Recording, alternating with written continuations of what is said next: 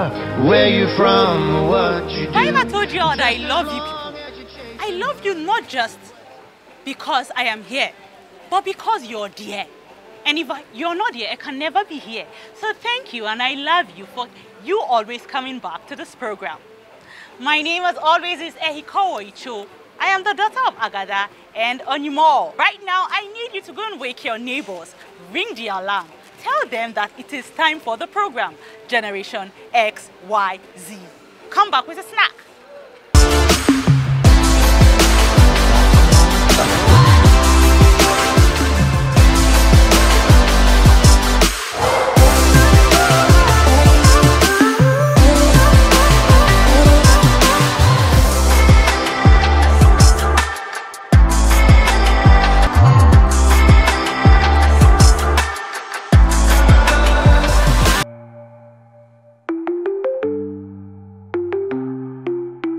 Welcome back. And now it is time for daughter of Iyaboju and her beautiful heartthrob, the Tanzania artist. Ololufemi, you know you always on my mind. I think about you every time. Wako siemi. Juma Jukes Nkambala, professionally known as Jukes, is a Tanzanian singer and songwriter. He was born on the first day of September 1989.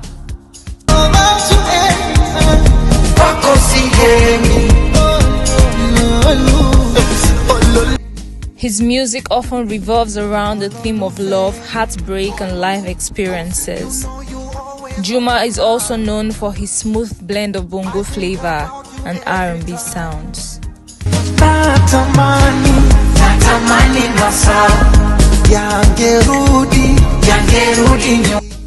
He began his music career at a young age, signing the famous AM Records when he was just 16. You know you always on my mind. I think about you every time. Juma Jukes initially pursued a rap career before fully transitioning into music, where he found his true voice and style.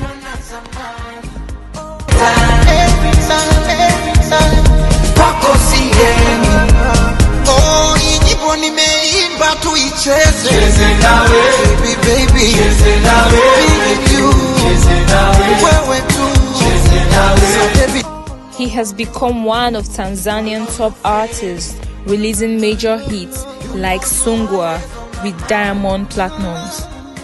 He recently released Ololufemi and collaborated with Nigerian artist Fino in his recent EP, God's Design.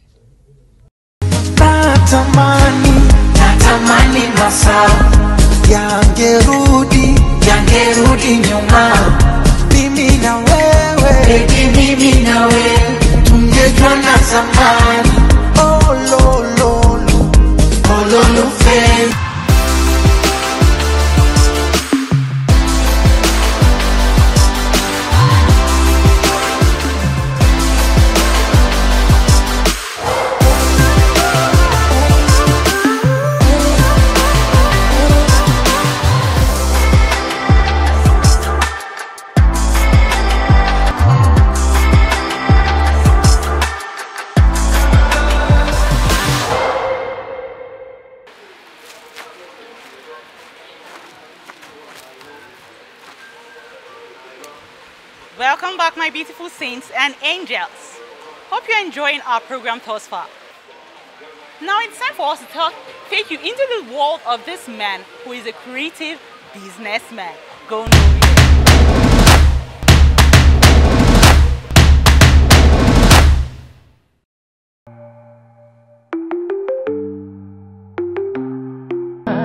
I pray that we get better tomorrow.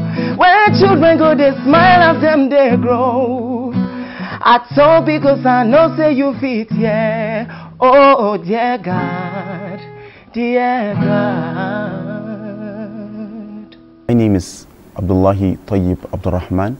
I am the CEO of Halal Global Enterprises, and I also I'm the founder of Entrepreneurs Connect also, and I'm into production of agricultural products generally, and importation of gadgets and cars. Okay, basically I started my primary school in Abuja, Ali Ilmu. Then I graduated and go into GSS Kubwa, where I did my secondary school, and I go into the high institution, Abuja, at Abuja University, and I graduated BSc Economics. After that, I traveled out for some programs and masters in Egypt, Al-Azhar University. I've loved production, I've loved buying and selling from childhood, because I could remember vividly when I was in the primary school, I do sell pen to my classmates, I sell chocolate. In secondary, I do chambala. Do you know chambala? It's a bead. I do sell chambala during my secondary school days. And in the university, that was when I established my first poultry, where I rear chickens, turkey, even the fishery. So it has been in me, like it's been in, I think my family also is in the trait, like we love production. So I can call that entrepreneurship. Always wanted to be entrepreneur from day one. I think I'm doing very well because we are blessed in Nigeria, because we have resources, and also we have enough people to consume what we produce or what we sell. Because in the long run, I think in Kubwa, Abuja, I think I'm the major supplier of chicken.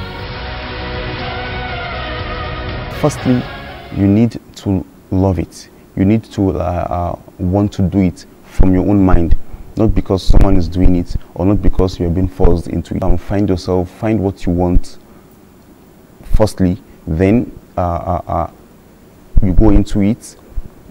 You know, generally solving problem. Entrepreneurship is about solving problem also, like detecting what people need in a community and bringing a solution to it by producing what they need or importing what they need, exporting, and so on.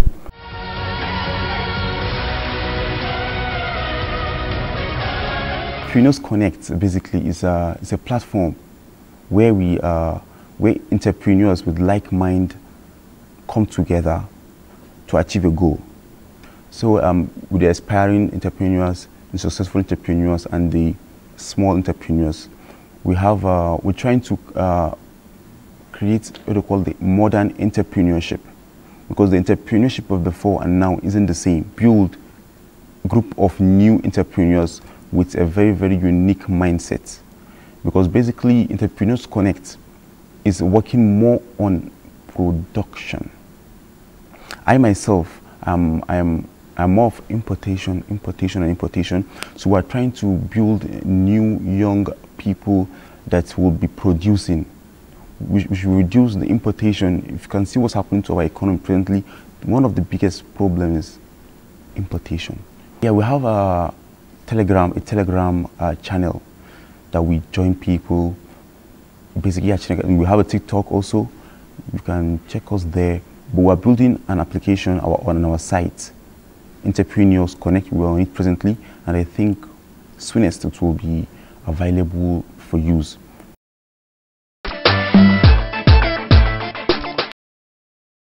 I think one should do personally is start however small. Whatever you're doing, start it however small, and you save. You save. With time, it grows like without even knowing. You have investors, friendly investors, friends and others. But I will really want the government to come into this, to look down, to go deeply to people that actually deserve assistance. Because if they do well, if all those people do well, it will actually assist the economy in the long run. So I think we need to have something that would assist the young entrepreneurs. And I think in Entrepreneurs Connect, we have this in plan.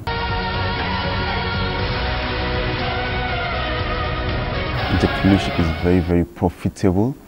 That's the only lifestyle that will pay you forever. That's the best source of income. It's part of life. There is joy in it, and they should never give up.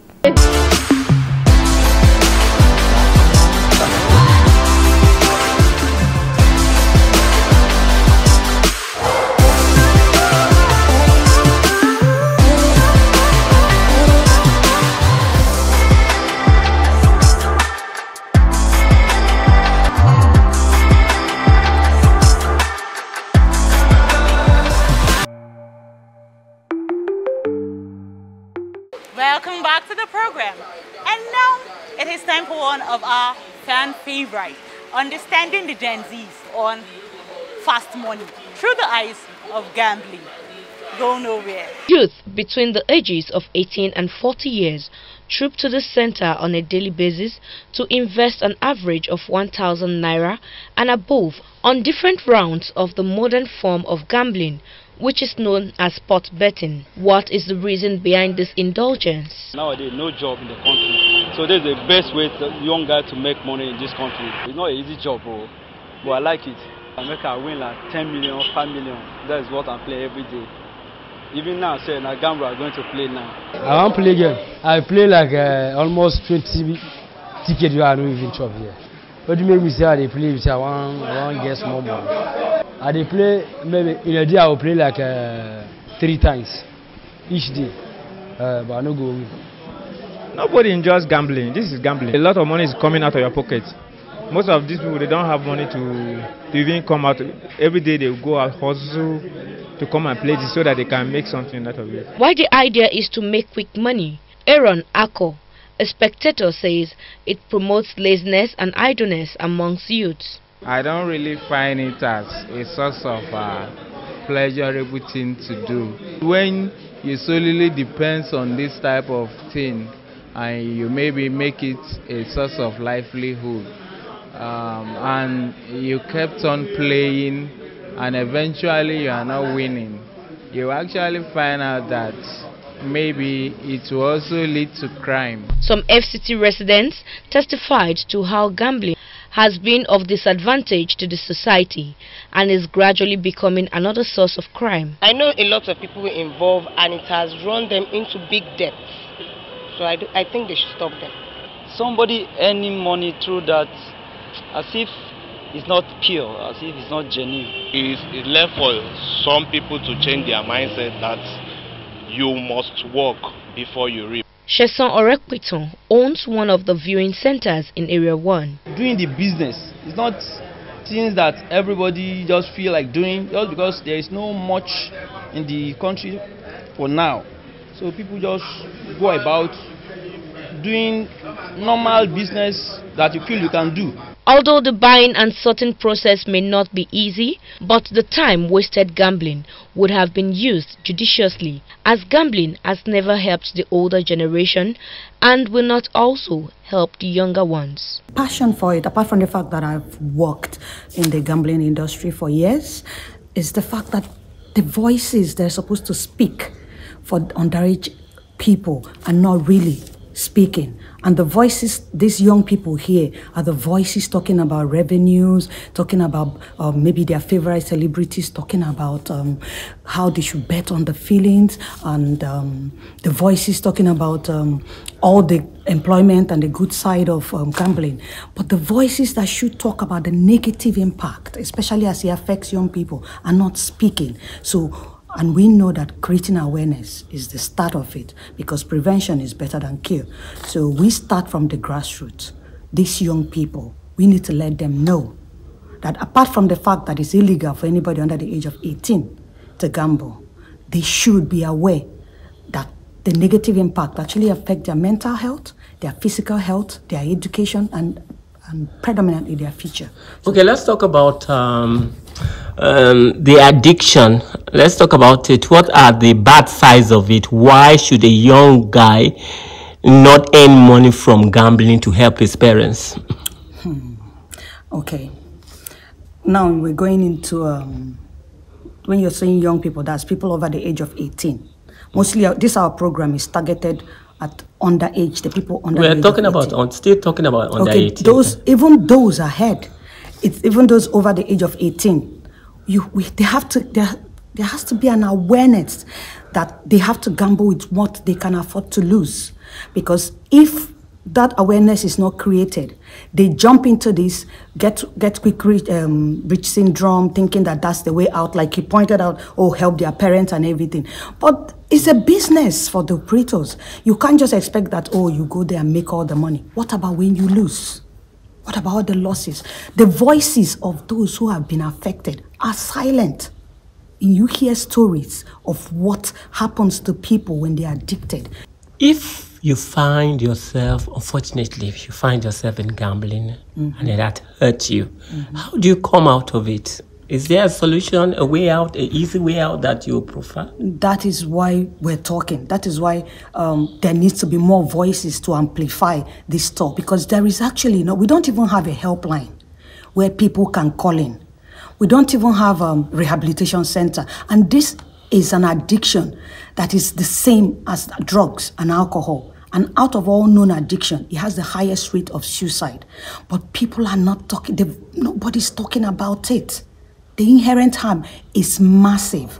And with the popularity of gambling today in the country, all over the world, there is need for those people to speak, for institutions, for the government to speak, to draw attention to the fact that this particular activity can be prone to addiction. About the event concerning the gambling? The event is termed FCT Young People's Gambling Harm Prevention Summit 2025. It's going to be held at the Velodrome National Stadium on the June 19th, 2025. And the aim is to bring together schools, students, policymakers, industry stakeholders to kickstart the conversation on how to prevent underage gambling and safeguard the young people from gambling. What are your expectations at the end of it all? Yes, we want conversations to be had. We want policy reform. We want, because right now, like I mentioned, there is no law right now protecting the children, because the law we had under the Act has been nullified by the Supreme Court. So there is need for a general law that is going to maintain that is illegal for anybody under the age of 18. And what happens, that is accountability. What happens when you sell to children under the age of 18? And then with that, because we are inviting youths as well, so with that, we need to also amplify the voice that, see, for young people, this is not a get rich quick way. It's not a way out, because there's more harm than good.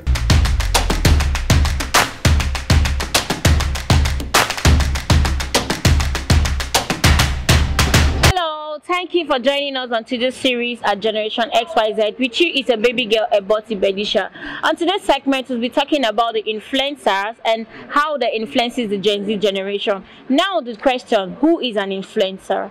An influencer is simply a person that uses their lifestyle to gather an audience which relates with them, and they use that audience to make money through their sponsors who requests their services.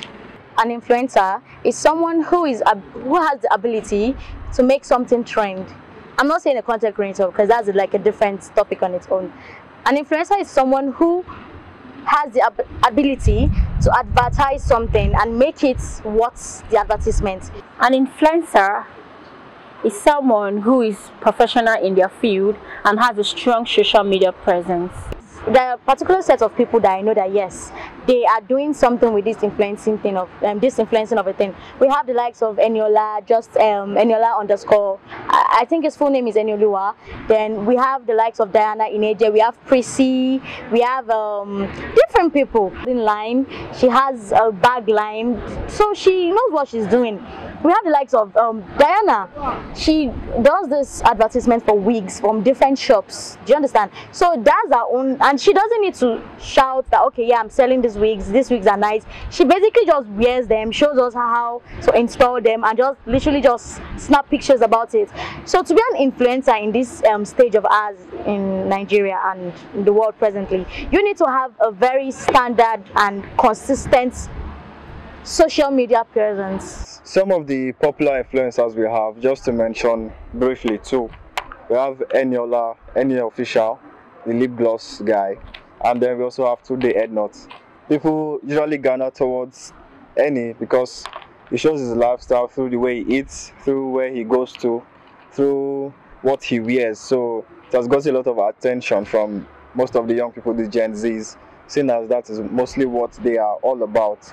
And for Today Headnut, he has been such a big influencer considering how he always helps to promote people who are in need. He has done giveaways, he has done a lot for the online community, so he has shown his own brand that it is quite relatable and gathers a lot of favor and a lot of closeness with the public and his media persons. In my opinion, what it takes to be an influencer is being an expert in what you do, being a professional as much as you can, putting in more effort, the works and all of it. So for me, what it takes to be a positive influencer is simply to know your audience and to be able to properly connect with them. Just give them what they want. It is not physics, so to say. It is just to be a positive influencer, do right by your audience and try to promote them. What I think you have to be a positive influencer is that you have to be a positive person. If you are the type that you are pessimistic, you downgrade your options, you downgrade yourself, you don't try to create ways for you, create blockades for yourself. I don't think you thrive in the influencing business, one. Two, try to have a kind of like the kind of people you want to influence. Do you want to influence the millennials? Do you want to influence the bloomers? Do you want to influence the Gen Zs or the younger youths? Do you understand? So you have to have that kind of arrangement. That which of the demography are you influencing? Followers and influencers should be someone who, if you were to be in their shoes, would that be okay for you to be as a person? An influencer should be someone who creates ways for others that can follow in their footsteps, or those that want to use them as a medium to greater things. First of all, you need to understand that the influencer market is part of the modern market. What does that even mean? This is a two-way communication. An influencer market is a platform where you know that it is being beneficial. This is a space for you to advertise your skills and all of it. And then coming to understand the modern market, the fact that it is being flexible, the flexibility in modern market is even more preferable than traditional marketing in influencing. This is what should always be considered when you're going into influencing as an influencer. So my advice to young people, the younger ones at home watching me and other influencers, I want to tell you that follow someone you think portrays good morals and positive vibes, someone that does not have bad energy, someone that doesn't bring bad vibes, someone that isn't being dragged unnecessarily on social media at large, someone that you know you can look up to and say, oh yes, I want to be like this person. Thank you guys for joining us on today's segment on Generation XYZ. Stay with us next week. Thank you.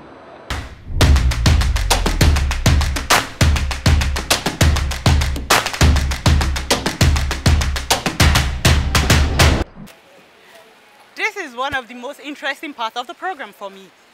Well, like the first one is when I come in the first time, and now is the second, where I get to say bye and thank you for being a part of today's program. So until next time, please keep tuning in to the Nigerian Television Authority and the program Generation XYZ. My name as always is Eiko. I am the daughter of Agatha and my mother, Onyemo.